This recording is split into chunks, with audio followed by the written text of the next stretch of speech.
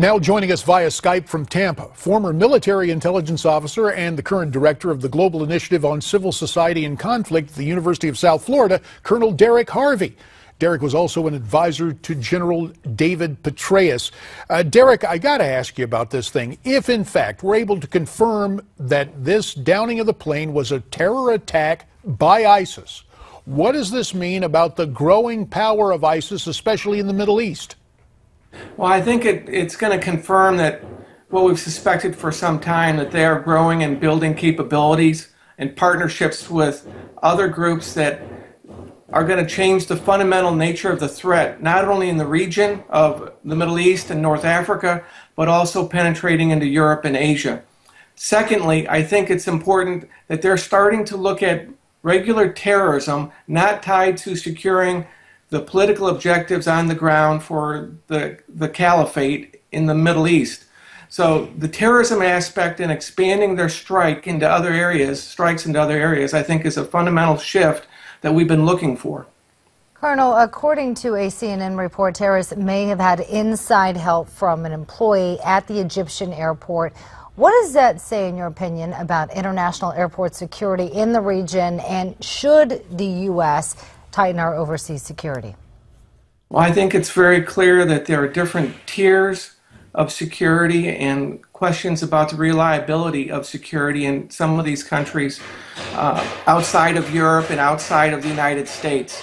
And I think that's an important element in places like Egypt, some places in Africa and Asia. We have to be very concerned, and we should be considering reviewing all of our security protocols and enhancing those flights where U.S. airlines and our ally airlines are actually operating and are vulnerable. Derek, the Kremlin is blasting the British for not sharing the intelligence that led the UK to suspend its flights to Sharm el-Sheikh in Egypt.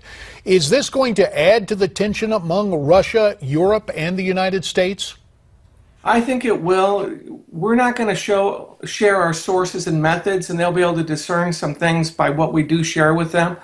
Both Egypt and Russia, in my view, are most concerned about shaping a narrative that insulates them from domestic criticism about their actions. Russia's actions in Syria that appears to be opening them up to be more of a target to groups like the Islamic State, and Sisi in Egypt, who's very concerned about providing, his narrative that he's brought order and security, and that he's concerned about losing even more tourist dollars as a result of this attack if it's shown to be linked to ISIS.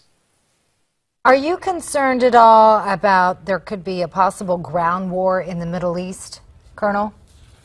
Well, I think we have two civil wars right now in the Middle East, both in Syria and in Iraq. We have a civil war in Yemen, which is of a lesser problem, but we have ground wars there because we have got the Gulf Cooperation Council fighting in Yemen, a lot of entities participating in the conflict in both Syria and in Iraq.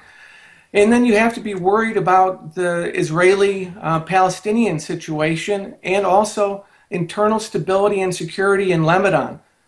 Lastly, I think it's possibly going to spill over into Turkey with more conflict arising there between Kurds and religious fundamentalists and the Erdogan government. It is something we will keep an eye on. Colonel Derek Harvey, tonight from Tampa. Sir, as always, you have our thanks.